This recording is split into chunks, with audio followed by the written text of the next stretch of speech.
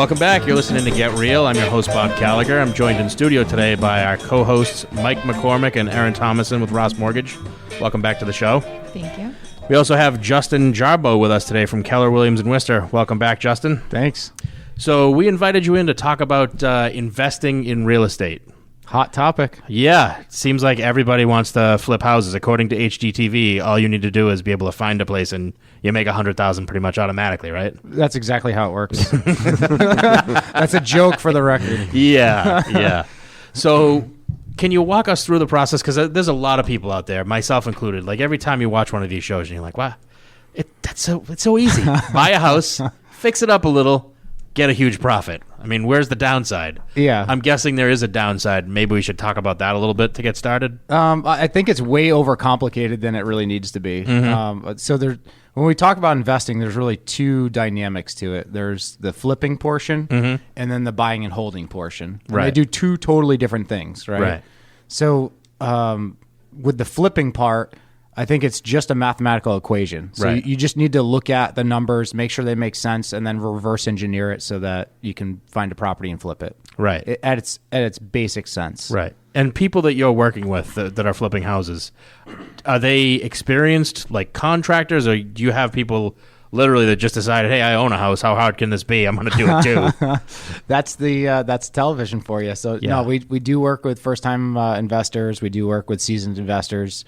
And everyone in between. So we treat them all equally. The newer guys obviously need some more guidance. Yeah. There's some really good books out there that we highly recommend that kind of puts a game plan together. Right. But as long as you got a good team around you and you're focused on the right things, then it makes sense and it's profitable. Right. So, I mean, let's talk a little bit about the right things. Like, I guess this is a starting point. How do you identify a house that's worthy or makes sense to flip?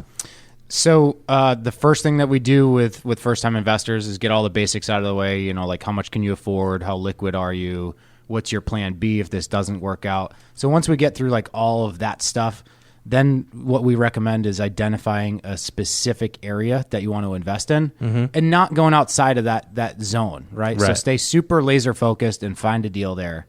And when we say find a deal, it's just a deal that makes sense for you. So at the basic sense, what you could do is you find a property that you think might be a candidate for this and then just reverse engineer it. And what I mean is figure out what's the after repair value. So after we clean up this house and do what's normal for that neighborhood, because we don't want to over improve the house either. Right. If the neighborhood is all, granite countertops and things like that, you don't want to go too low. You don't want to do Formica, but you also don't want to do some custom countertop. Grade 5 countertops that cost you twice as much, right? So once we figure out that and figure out, okay, so after repair value, which is ARV, is X, then you take, how much money is it going to take to get that property to that level? So that might be 50 grand, 60 grand, 70 grand, whatever it is. You take the ARV minus that and then minus a profit margin that's fair for you at a minimum. So a minimum profit margin. And what do people usually go into thinking is fair? I mean, because there's a lot of risk if you're going to do this. So that's the interesting thing. Everyone's different. Yeah. Me personally, it's got to be a minimum of 20% return on my cash. Right. Or a fixed number of like $35,000. Right. So you're not going to roll the dice to make 10 grand. Not at all. No. Because it'd be way too easy to lose 20. Yeah, well, it's risk and reward. So other people's risk tolerance might be a little bit higher than mine. Some might be a little bit lower. So it's just case-by-case basis. Right. So you take that minimum profit margin, whatever it is that they feel comfortable with. Some of them do it for free on the first couple just so they can gain the experience and everything else. I wouldn't recommend it, but... That's an expensive education. It is, yeah. So, and then you just take that, subtract that, and then what are your carrying costs? So how long is it going to take to renovate this property? 6 months, 5 months, whatever, and then figure out, okay, how much money am I going to be spending on my taxes, my insurance, lawn maintenance, things like that. Right. And then you've figured out and reverse engineer what your maximum offer price is, which includes a profit. And then you negotiate from there. So if you can get it for less, great. You just added more profit. But your max is that to make the money that you need to make. Right. And what kind of properties do you see people doing? Is it mostly multis, mostly singles? Can you even do it on condos? Does it make sense? Or so we see it on all of them. Less on multifamilies, but I think that's actually going to be coming up more so now that there's a lot more attention to this area on multifamily investing, especially from like New York, Boston, things like that. The cap rates out there are really low. So people are looking at Worcester as a hot topic. And if an investor's not local and they're not here for day-to-day operations, then they want turnkey. Yeah. So I think there's an opportunity to do that, to flip multifamilies. But most of the time it's single families. And then sometimes we see condos. I've had really, really good luck with the condo space. Okay. And I guess it's another version of type, but when you're looking for houses to flip, are you looking for something that maybe was owned by an elderly couple that hadn't been updated since the 70s, or are you looking at like the haunted 1800s house on the corner that nobody's lived in 40 years? I mean, or is it everything from that and in between? So it's everything. So it's whatever makes sense financially. Okay. So we look at, if it's fire damaged, if it's water damaged, if it's, just mismanaged, all of it. Okay. So it really depends on the property. It does, yeah. But in a typical flip, what are people looking at doing? I mean, basically kind of refreshing it, kitchen, bath, carpet, paint. Yep. That type of stuff. Well, it's kind of a loaded question. So it depends on who the audience is. Yeah. So if you're in Worcester, for instance, and you're selling, the after repair values like, say, 300 or something around there, like 250, 300, then you're going after a first-time home buyer. So you're going to spend the money on the kitchen, the bathrooms, and cleaning it up and making it look really presentable. You're not going to go over the top with like some of the big ticket items that are going to cost a little bit more. Yeah, like you're not putting in a Sub-Zero fridge. Exactly. Yep. Exactly. Yeah. No, yeah. In addition, that's another good point too. Additions probably don't make a lot of sense if you're doing a flip. Not in the low end. As you go towards Boston, where larger homes are desired, then you maximize the space on the lot. That's a lot more common. So let's say you got like a 5,000 square foot lot. That seems to be pretty normal as you get closer to Boston. What you want to do is maximize the square footage of the house on that footprint. Yeah. So a lot of times there are... so like 5 feet of grass around the house is basically what you get? Yep, exactly. But that's acceptable out there. Well, that's what's desired, yeah. So the landscaping isn't as big of a thing. They just want to be close access to Boston, right, and the school systems. Right. And when you're trying to figure out what the budget's going to be to rehab a house, do you find people going out by themselves and just kind of eyeballing it, or are they bringing contractors with them, or you see both? Yeah, I see both. Yep. Yeah. The right way to do it is to either have the market knowledge yourself, or bring a professional, like a licensed contractor, right? Just so you can get some sort of baseline, and then the more that you do it, it's just like a muscle, right? If you go to the gym and try to deadlift 600 pounds today, if you're not toned and like conditioned to do that, you're going to get hurt. Right. Same thing goes in investing in real estate. You're building a muscle. So the more you do it, the more that muscle gets toned. Right. So if you go in just trying to like guess on this and guess on that, then you're going to get hurt financially. Right. And how do you, I mean, there must be some sort of a fudge factor when you're coming up with a budget for the house, because you never know what you're going to get when you open up a wall, right? That's a really good point. So I always recommend putting a 15% contingency on whatever the number is that you're estimating for rehab. Right.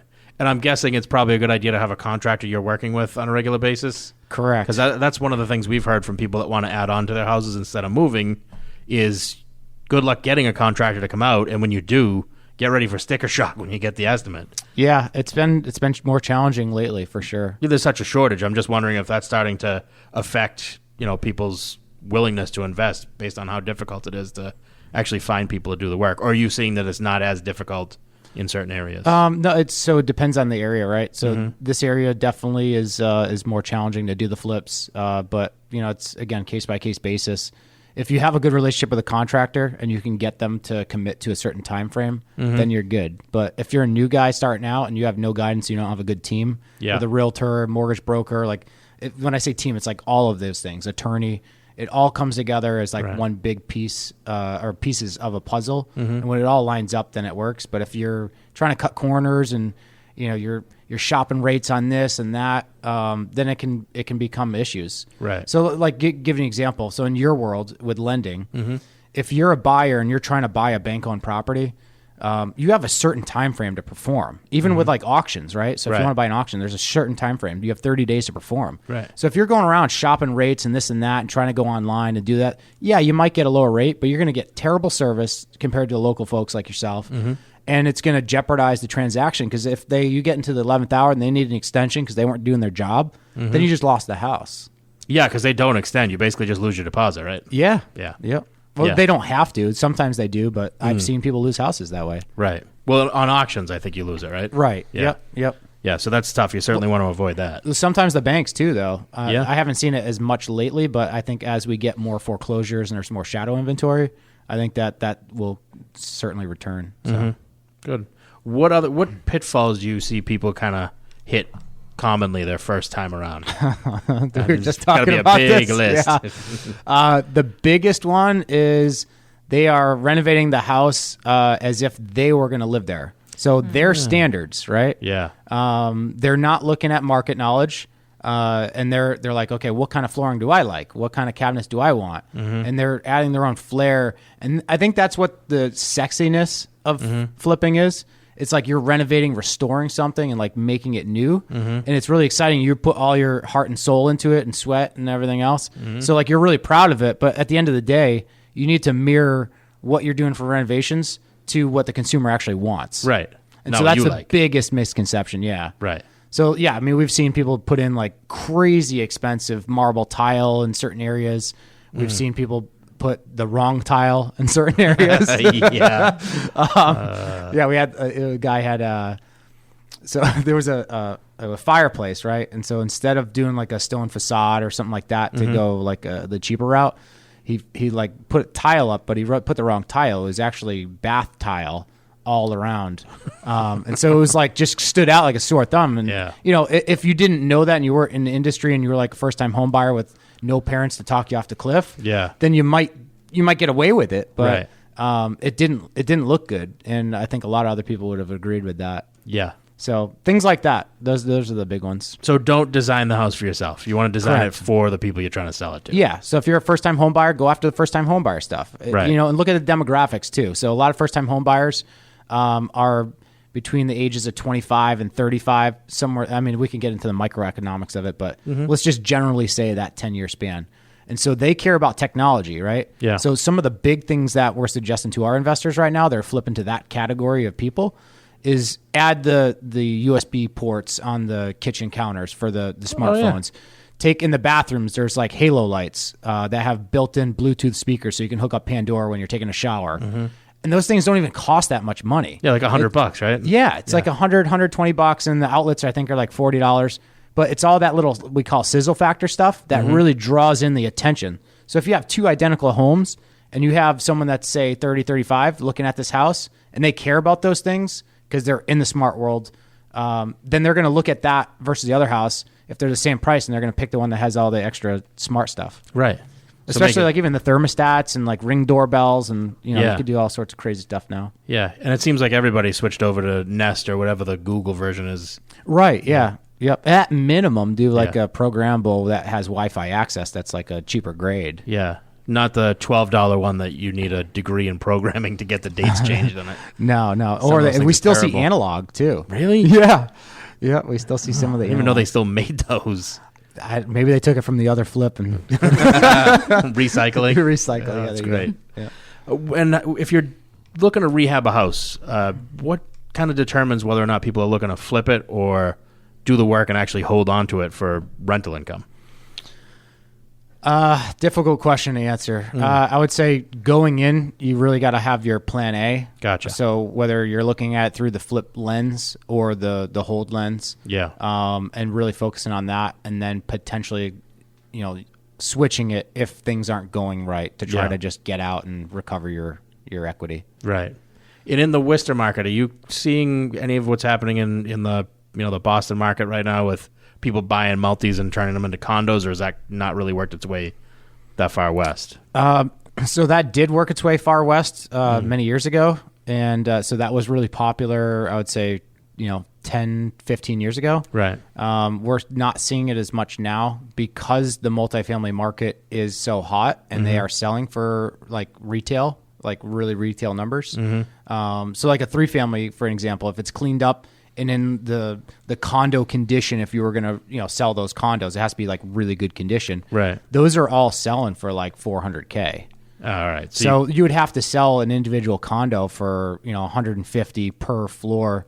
And what is it? That's only a $50,000 profit to do that. So is it worth the hassle? Probably not. Not really. Not now. So it's, again, everything's case-by-case basis. You got to look at what you have, what's available, what the demand is, and then maximize the money right there. Okay. And what would you say is the biggest success you've seen for people you've worked with? In what capacity? So people how often they do it and whether or not they make a good amount of money when they do them. Yeah, so the repeat people that take their lessons and just roll it forward, those are the ones that we're seeing making the best profits. Gotcha. Because they're refining their systems, they're getting the contractors to really work with them, they're knowing what to ask for, what to avoid, things like that. And you see in big numbers, like is it like the 20 to 40 range? Usually, if you're talking about the Worcester market, do you see people walking away with six figures on some flips? Less of the six-figure, more between, I would say, 30 and 60 would be like a slam dunk. Oh, wow. We've had some personally that were really, really good, mostly on the condos, believe it or not. Really? Yeah. Yeah, so I would think there wouldn't be as much room on a condo flip. Yes. It depends on the condo. Yeah, so normally, yes. Yeah. The reason we've had a lot of success with the condos was with the auctions. Oh, so okay. the single-family market, for some reason, like Wall Street, there's a lot of institutional money buying a lot of these properties as like big packages. Right. So I don't know the exact, so I'm just kind of speaking off cuff right now, so don't hold me to this, but I think it's something along the lines of the banks are seeing that the market has increased. So they're doing light renovations. They're buying them back from the auctions and retailing them, or packaging them and selling them to like institutional money or like Wall Street and things like that. Oh, wow. So there's less opportunity to buy at auctions right now anyway for single families. The condos, they haven't really had that same perspective on it. So we've had opportunities where we bought multiple condos and we're able to flip them for a strong profit. Excellent. Yeah. Excellent. All great information. I want to give out your contact info. Again, it's Justin Jarboe with Keller Williams Realty in Worcester. The number to get a hold of Justin if you're looking to buy or sell real estate or if you're looking to invest in real estate, 508-322-1499. Again, it's 508-322-1499. Thanks for joining us again, Justin. That was great info. Yeah, thank you. We're going to take a quick commercial break. We'll be back with more Get Real after this.